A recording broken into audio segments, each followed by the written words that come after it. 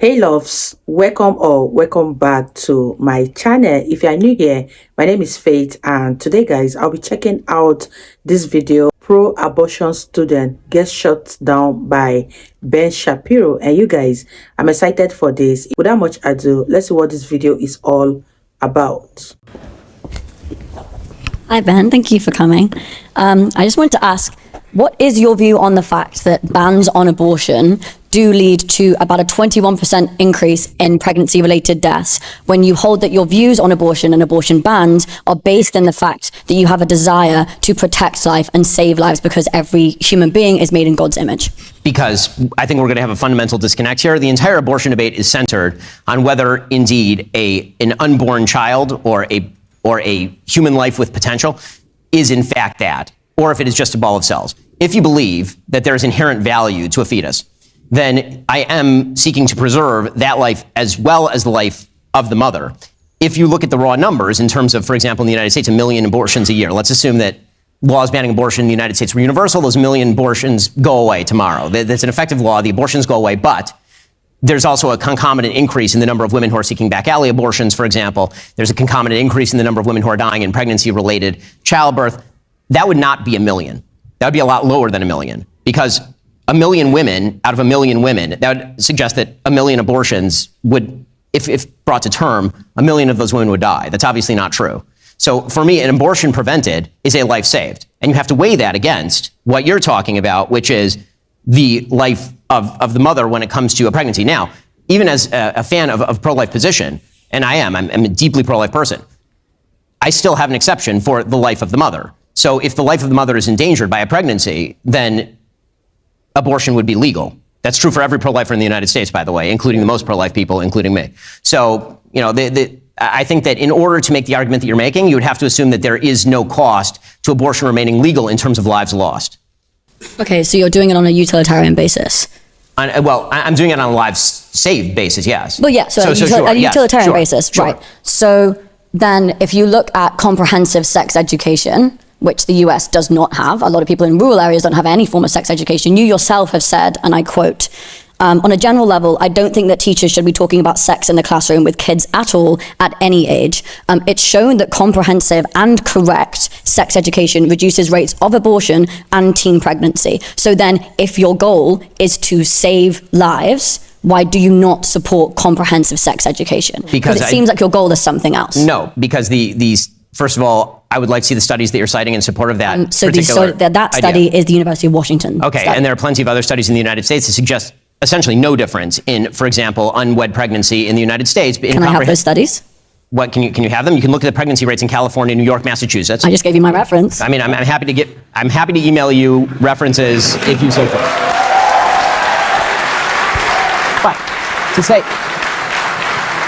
I mean, this does happen to be a topic where there is social science on both sides. I'm not saying that the study that you're citing is invalid. I'm just suggesting that there is a difference in data methods, and I'm suggesting that the single motherhood rates in the West with comprehensive sex education are miles higher than they were in, say, the 1950s when there was not comprehensive sex education. So obviously that has not militated against the amount of unwed pregnancy happening in society. So the idea that the cure-all here is comprehensive sex ed, if you could prove to me, let's put it this way, if you could prove to me that comprehensive sex ed did result in lower levels of abortion, lower levels of unwed pregnancy, and that it was values neutral, comprehensive sex ed, in the sense that what it was actually teaching is, here is how to prevent a pregnancy without ending it in abortion, then I actually don't have a huge problem with that. It depends on the age at which you're teaching kids. There are other issues that I have with comprehensive sex ed, including the fact that what is taught is not the simple biology of sex and how to prevent a pregnancy. Comprehensive sex ed simply goes a lot further than that, and I have serious moral problems with that. It seems like you're just trying to force women into motherhood, not save lives. And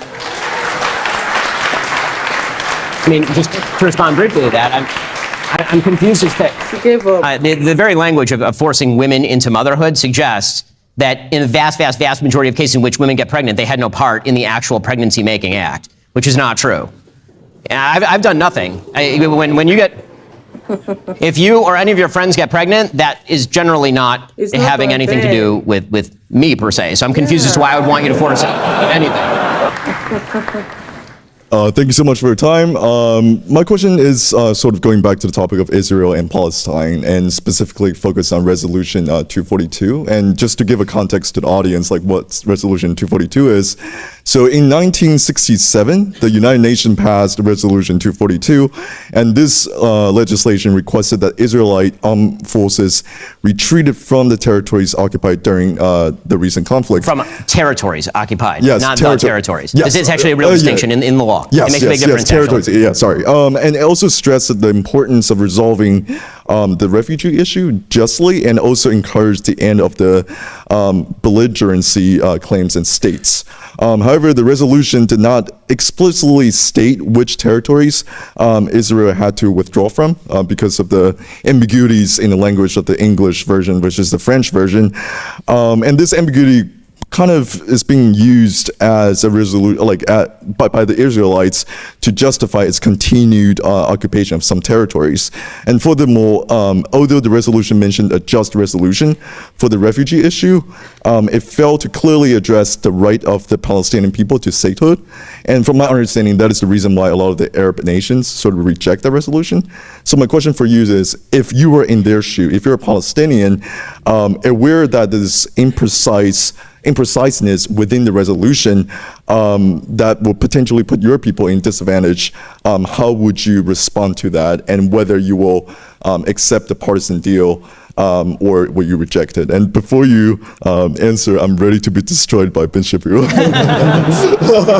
So, I mean, the answer, if I were a Palestinian citizen, which fortunately I'm not, because it's horrible to live under the Palestinian Authority or Islamic Jihad or Hamas, but if I were, I hope that what I would be doing is pressing for a full-scale attempt at a peace deal that would involve a two-state solution. The biggest problem with the two-state solution right now is that one side wishes to exist and the other side wishes it not to, and that's a serious problem. So if that were to alleviate, there's been heavy movement for decades in Israel for ceding territory, which is why Yasser Arafat was in charge of areas of the West Bank, which is why the Gaza Strip, which was completely ceded to the Palestinians in 2005. Israel removed 8,000 Jews from the Gaza Strip in 2005. They did not have internal military presence in the Gaza Strip, which is why they didn't actually have any intelligence as to what was going on October 7th. And so the obvious answer would be that if a Palestinian government were to arise that were trustworthy and credible in its pledges not to actually attack and use their new state as a base for attack. And that would require time and trust. And that would have to be built up over time, given the amount of distrust in the region, which would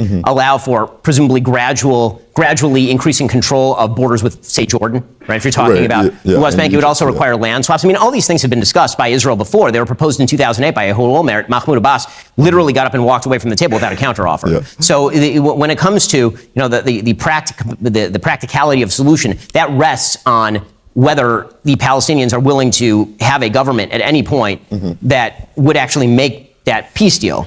It was interesting. I was at Oxford last night, the other university. I was there last night, and student after student got up and asked about this, and then I asked them a simple question. They kept talking about occupied Palestine. I said, "What do you mean by occupied Palestine?" And invariably, to a man or woman, each one of them said, "Everything, like from the river all the way to the sea. That's occupied." Well, you can't make peace on that basis, of course, obviously. So, as far as whether Israel's been willing to do it, yes, Israel will be willing to do that.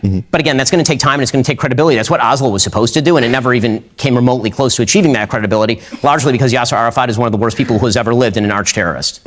So what would be sort of your solution to that? What would you propose if you're the one that's mediating the deal between Israel and Palestine? I mean, right now there's no deal to be actually mediated between just the two in parties. Hypothetical scenario. In the magical hypothetical deal, it would end up looking like the Palestinian areas that are currently governed by that are currently largely Palestinian would end up under Palestinian control. It would look like land swaps, probably, where the Israeli areas outside the Green Line, like Afra, which has 30,000 citizens living out there, that was not going to end up in Palestinian control. You're going to have a land swap somewhere else. I mean, that's everybody sort of acknowledges that is the way that it would go. Even Likud, which started off anti-Oslo, once that was the reality on the ground, started to embrace a lot of the language of the two-state solution. So, again, I think that everyone in the West is trying to jump to the solution without recognizing the failure of the premise. If you have two parties who are willing to make a deal is available. And if you only have one party who's willing to make a deal is not available. Right now, only one party is willing to make a deal. The other party has shown itself repeatedly, literally for all of Israeli history, unwilling to make a deal. There's not been a single deal accepted by the Palestinian Arabs or by their predecessors. When I say their predecessors, I mean the Arabs who were in Palestine but didn't consider themselves nationally Palestinian at the time, people who were Syrian, people who were Turkish. The Peel Commission in 1937 recommended a significantly smaller state of Israel. The Jews accepted it. Yeah. The Arabs rejected it. This has happened over and over and over. 37, 48, happened again in 2000, happened again in 2008, like over and over and over and over. So again, it all comes back to the same point. Once there's a peace partner, you can talk. Until there's a peace partner, there's no talks. Thank you so much. I feel being destroyed, but thank you. Are you tired of the lies and the twists of the mainstream media talking points? Yeah, me too. Join me in my newest series, Fact, where I dismantle and bring truth to this tiring mainstream agenda. You guys, that was such an interesting one from Ben Shapiro. I love the way Ben Shapiro answered the young lady. And the most hilarious part was when she left out of anger and said that Ben is trying to encourage young girls to become mothers. How is it even Ben's fault when you go out to become pregnant? Is he responsible for your pregnancy? I don't even understand how this student thinks or the kind of words that comes out from their mouth. It was such a hilarious one. And the last response that Ben Shapiro gave to her was such an epic one, because you cannot blame him when she and her friends intentionally goes out to get pregnant and says because Ben Shapiro is against abortion, then it is fault that he is forcing young women into motherhood. Let me know your thoughts on this one. This is very, very insightful and I loved every minute that it lasted. If you guys totally enjoyed watching, give this video a massive thumbs up, comment, share, and all that good stuff. And I'll see you guys in my next video. Bye guys.